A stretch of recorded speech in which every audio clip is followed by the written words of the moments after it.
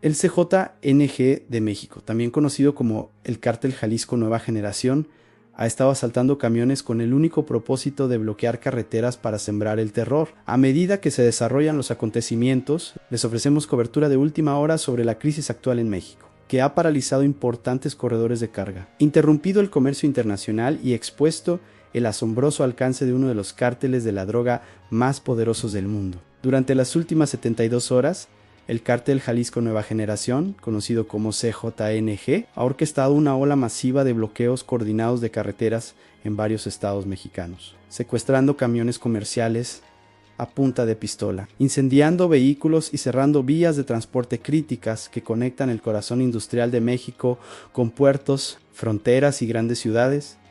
Esta no es una historia de años pasados, está sucediendo ahora mismo en febrero de 2026, y las consecuencias se sienten desde Guadalajara hasta la frontera con Estados Unidos y más allá. Según informes, la violencia estalló el 23 de febrero de 2026 como respuesta directa al operativo militar federal en Tapalpa, Jalisco, que resultó en la muerte de Nemesio Oseguera Cervantes, mejor conocido como el Mencho, líder supremo del CJNG.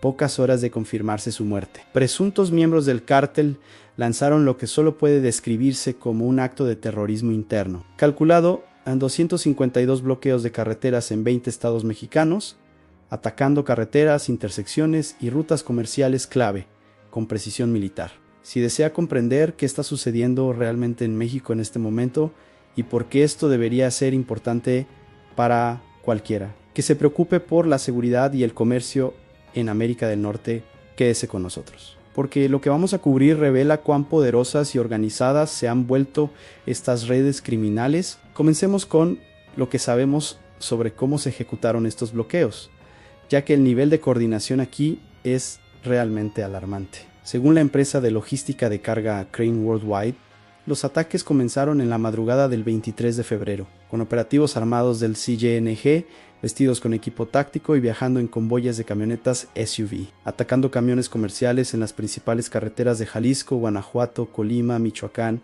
y Nayarit. Testigos y conductores que sobrevivieron a los encuentros describen un escenario aterrador a hombres armados, a veces una docena o más por convoy, se acercaban a tráileres y camiones de carga, apuntando con rifles a los conductores a través de las ventanas y obligándolos a detenerse. En muchos casos, los conductores tenían segundos, literalmente segundos, para salir de sus vehículos antes de que los sicarios se apoderaran de los camiones. Algunos conductores reportaron que les dijeron, corran y no miren atrás, mientras que a otros se les ordenó mantenerse a un lado mientras los operativos del cártel subían a las cabinas y conducían los camiones a posiciones estratégicas a lo largo de los carriles de la carretera. No se trataba de ubicaciones aleatorias. El CJNG ubicó estos vehículos en cuellos de botella críticos en rampas de acceso a autopistas, intersecciones importantes que conectan rutas interestatales y puntos de acceso a puertos y cruces fronterizos. El objetivo era claro: máxima interrupción con mínima probabilidad de remoción rápida por parte de las autoridades. Las carreteras específicas atacadas pintan una imagen de intención estratégica. Según publicaciones, las rutas clave incluían el corredor Guadalajara-Colima, la carretera 54 cerca de Tepatitlán, tramos de la carretera 80 que conectan Jalisco con Guanajuato y críticamente las rutas que conducen al puerto de Manzanillo, el puerto más grande del Pacífico de México y una puerta de entrada vital para el comercio transpacífico. La carretera Ciudad de México-Guadalajara, una de las arterias comerciales más importantes del país, también se vio gravemente afectada. Estas no son solo carreteras locales, son las venas por las que fluye la economía de México, transportando todo desde autopartes hasta productos agrícolas y bienes de consumo destinados a los mercados de toda América del Norte. Pero el CJNG no se detuvo simplemente en bloquear las carreteras. Una vez que los camiones se posicionaron, los operativos del cártel les prendieron fuego. Relatos de testigos presenciales y grabaciones en redes sociales, algunas de las cuales han sido verificadas por medios de comunicación, muestran enormes columnas de humo negro elevándose de camiones de carga en llamas, creando escenas que los testigos describieron como apocalípticas. Los incendios tuvieron múltiples propósitos tácticos.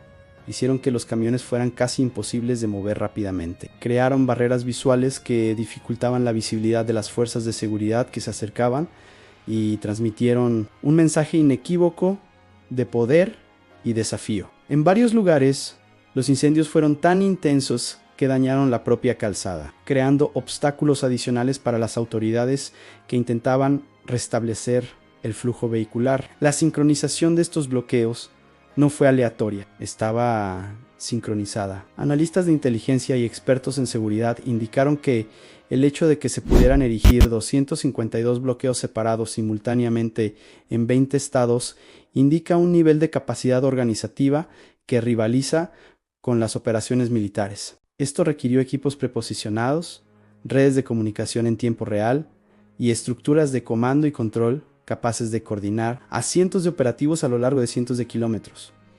El CJNG no solo reaccionó a la muerte del Mencho, ejecutó un plan de contingencia que claramente había sido preparado con antelación. Los informes desde el terreno indican que el cártel utilizó convoyes armados no solo para secuestrar camiones, sino también para controlar ambos extremos de los tramos de carretera objetivo, según fuentes citadas por analistas de seguridad mexicanos. Estos convoyes, que generalmente constaban de 5 a 7 vehículos llenos de hombres armados, establecieron puntos de control en las entradas y salidas de las carreteras, creando efectivamente zonas selladas donde los bloqueos podían establecerse sin interferencias. Los conductores que se encontraron con estos puntos de control reportaron haber sido rechazados por hombres armados, quienes en algunos casos se mostraron tranquilos y casi profesionales, instando a los civiles a regresar por su propia seguridad. Pero no se equivoquen, no eran sugerencias, eran órdenes respaldadas por armas automáticas y la amenaza implícita de violencia contra cualquiera que no las cumpliera. También existen informes creíbles de que el CJNG empleó vigías, tanto humanos como potencialmente tecnológicos, para monitorear la aproximación de unidades militares o de la Guardia Nacional. Varias fuentes, incluyendo consultores de seguridad entrevistados por empresas de logística, mencionan la posibilidad de que los operativos del cártel utilizaran aplicaciones de comunicación cifradas y redes de radio para coordinar en tiempo real los equipos de bloqueo, de alerta cuando las autoridades estaban en camino. Aún más preocupantes son los informes no confirmados, pero persistentes, de que se podrían haber desplegado drones para proporcionar vigilancia aérea en los accesos a las carreteras, lo que permite al cártel rastrear los movimientos de las fuerzas de seguridad y programar sus operaciones en consecuencia. Cierto. Y el uso de drones comerciales por parte del cártel para vigilancia está bien documentado en incidentes anteriores. Esto representa una preocupante escalada en la sofisticación tecnológica de estas organizaciones criminales. El impacto en la población civil atrapada en este caos es innegable. Miles de automovilistas se encontraron atrapados entre bloqueos sin una ruta segura para avanzar ni retroceder. Familias que viajaban con niños, ancianos, trabajadores que intentaban llegar a sus trabajos, todos atrapados en las carreteras durante horas, algunos sin combustible, muchos demasiado asustados para abandonar sus vehículos debido a los informes de hombres armados en la zona. El impacto psicológico de estar atrapado en lo que esencialmente se convirtió en una zona de guerra es algo que permanecerá en la memoria de estas personas. Y quiero detenerme aquí para reconocer algo importante. Si bien cubrimos esta historia debido a su magnitud implicaciones, debemos recordar que los mexicanos comunes viven con la realidad de la violencia de los cárteles a diario.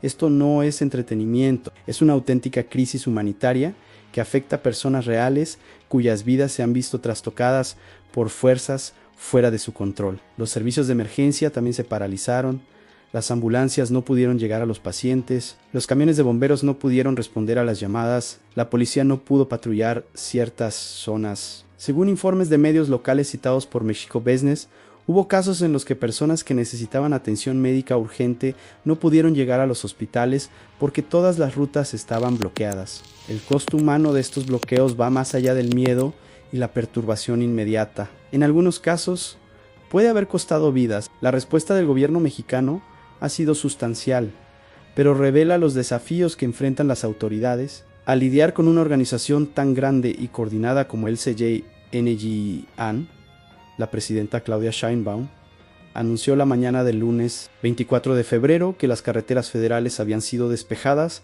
y que la Secretaría de la Defensa Nacional y la Guardia Nacional habían liderado los operativos para restablecer el orden. Sin embargo, el hecho de que se necesitaran aproximadamente de 24 a 36 horas para despejar por completo los bloqueos y restablecer el flujo normal de tráfico habla de la magnitud de la perturbación. Según los informes del Gabinete de Seguridad, más de 25 miembros de la Guardia Nacional murieron durante los enfrentamientos relacionados con el operativo contra el Mencho y la posterior respuesta del cártel, convirtiendo este en uno de los enfrentamientos más sangrientos entre las fuerzas de seguridad y el crimen organizado en la historia reciente de México. Limpiar los camiones en llamas resultó ser un desafío logístico masivo. Los bomberos tuvieron que esperar a que los incendios se redujeran a niveles manejables antes de poder acercarse, e incluso entonces se requirió maquinaria pesada, grúas industriales y en algunos casos excavadoras para retirar los restos carbonizados de los vehículos comerciales de las carreteras. En varios lugares, el intenso calor de los incendios había dañado el asfalto, creando cráteres y debilidad estructural que requirió reparaciones de emergencia en las carreteras antes de que el tráfico pudiera reanudarse de manera segura. La Guardia Nacional arrestó a varias personas cerca de algunos de los sitios de bloqueo, pero la mayoría de estos parecen haber sido operativos de bajo nivel, en lugar de los planificadores o comandantes que orquestaron la operación. El impacto económico de estos bloqueos aún se está calculando, pero las evaluaciones preliminares son desalentadoras. Según los medios, la interrupción ha afectado el comercio transfronterizo entre México y Estados Unidos, y las compañías de transporte advirtieron que las operaciones aéreas, portuarias y de transporte por carretera enfrentaron obstáculos significativos.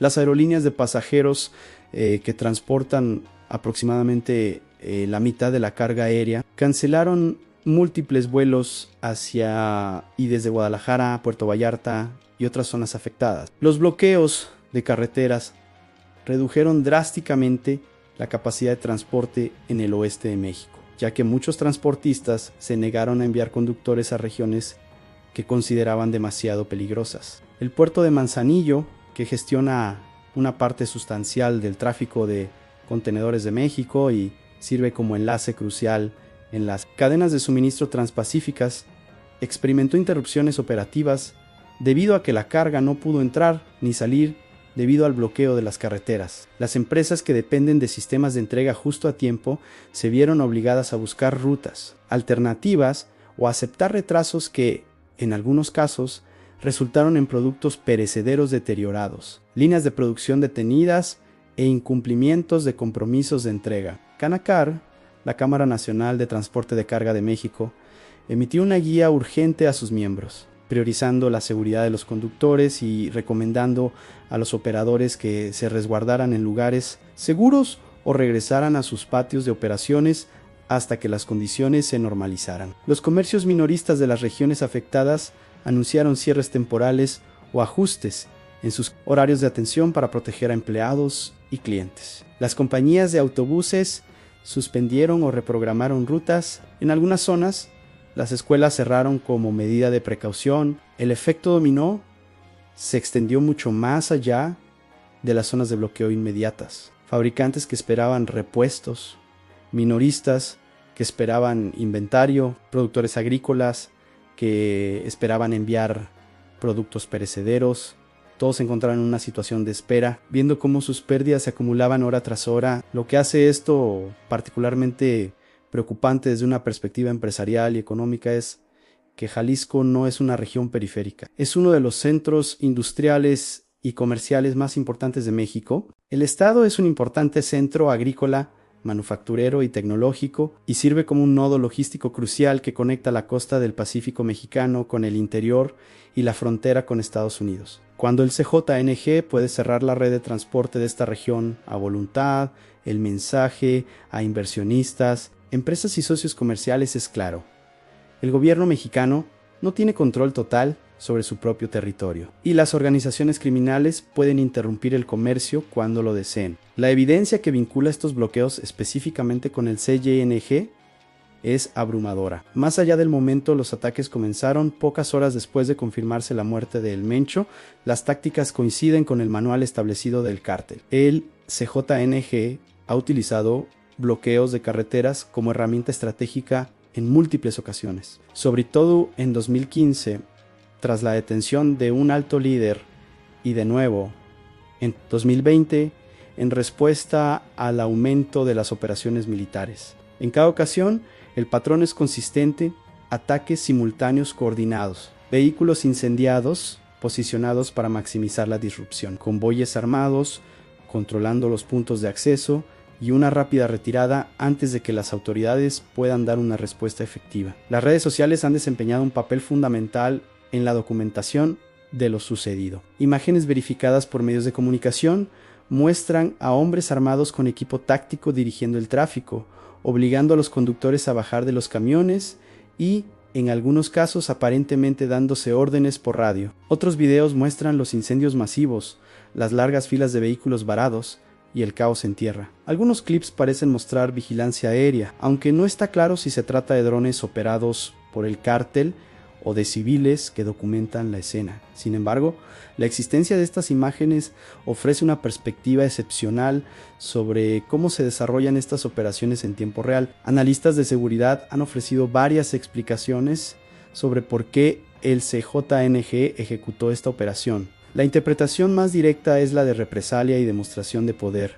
Un mensaje al gobierno mexicano de que matar a El Mencho no debilitaría a la organización, sino que desencadenaría una respuesta violenta que el Estado tendría dificultades para contener. También es posible que el bloqueo sirviera como una demostración de fuerza a los cárteles rivales, advirtiendo al cártel de Sinaloa y a otros grupos que el CJNG sigue dominando sus territorios a pesar de la pérdida de su máximo líder. Algunos analistas especulan que los bloqueos también pudieron haber servido como una táctica de distracción, desviando a las fuerzas de seguridad de otras operaciones que el cártel realizaba simultáneamente, quizás para mover objetivos de alto valor, proteger activos clave o consolidar el control en zonas en disputa. Cualquiera que sea el cálculo estratégico, el resultado fue el mismo, ¿no?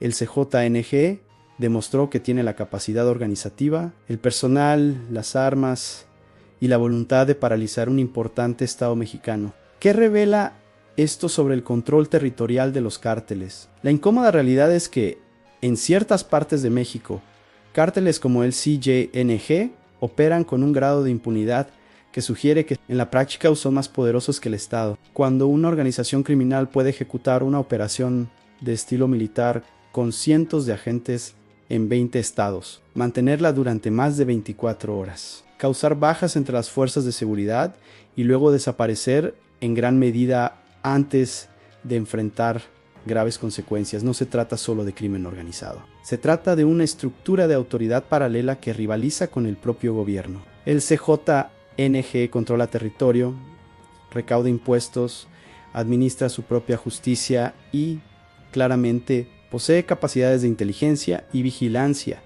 que le permiten superar en maniobras a las fuerzas de seguridad estatales. El hecho de que pudieran preposicionar activos para esta operación sugiere que cuentan con profundas redes de informantes, personal logístico y apoyo local, ya sea por coacción o por voluntad propia, que les permiten operar a plena vista. No se trata de un cártel escondido en montañas remotas, se trata de una organización que puede invadir las principales carreteras, bloquear la red de transporte de un estado y desafiar la autoridad militar mexicana. ¿Qué futuro?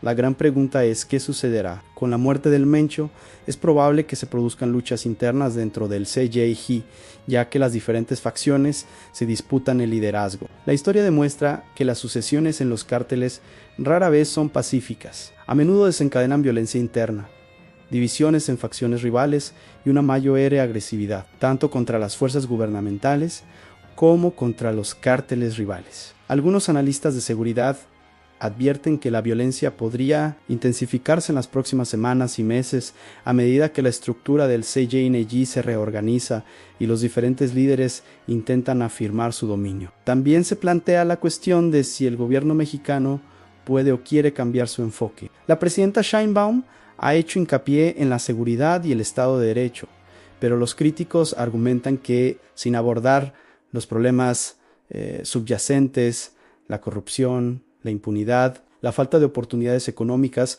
y las enormes ganancias generadas por el narcotráfico. Cualquier victoria militar será temporal. El CJNG ha demostrado resiliencia ante anteriores pérdidas de liderazgo y medidas represivas del gobierno. Arresto o asesinato de líderes no ha desmantelado la organización. En muchos casos, simplemente ha llevado a su reestructuración y adaptación. Para las empresas que operan en México o comercian con este país, este incidente es un duro recordatorio de los riesgos de seguridad que conlleva el territorio. Las empresas de logística están reevaluando rutas, implementando protocolos de seguridad adicionales y, en algunos casos, incorporando la violencia de los cárteles en su planificación operativa. El hecho de que los principales corredores de carga puedan cerrarse sin previo aviso genera incertidumbre que afecta a todo, desde los precios y los compromisos de entrega hasta las decisiones de inversión a largo plazo. Para los mexicanos comunes, en particular quienes viven en estados como Jalisco, donde el CJNG mantiene su mayor presencia, el mensaje es más sombrío: la violencia no cesa. Y en todo caso, la muerte del Mencho podría marcar el comienzo de un periodo de mayo, inestabilidad, a medida que el cártel se reorganiza. Y los grupos rivales ponen a prueba las defensas del CJNG. Los bloqueos del 23 de febrero fueron una demostración de poder, pero también una advertencia para el gobierno, para los rivales y para cualquiera que subestime la capacidad del CJNG en el momento de este informe. Las carreteras han sido despejadas y el tráfico se ha reanudado, pero las cicatrices, tanto físicas como psicológicas, persisten. Los negocios están contabilizando sus pérdidas, las familias están procesando el trauma de estar atrapadas en una zona de guerra y los analistas de seguridad observan de cerca qué hará el CJNG a continuación. Porque si la historia sirve de guía, esta historia está lejos de terminar. La muerte de El Mencho pudo haber sido una victoria para las autoridades mexicanas, pero la respuesta que desencadenó demuestra que el CJNG sigue siendo una fuerza a tener en cuenta y que la lucha por el control de México está lejos de terminar. Haz clic en otro recuadro para ver otro video con más historias como esta.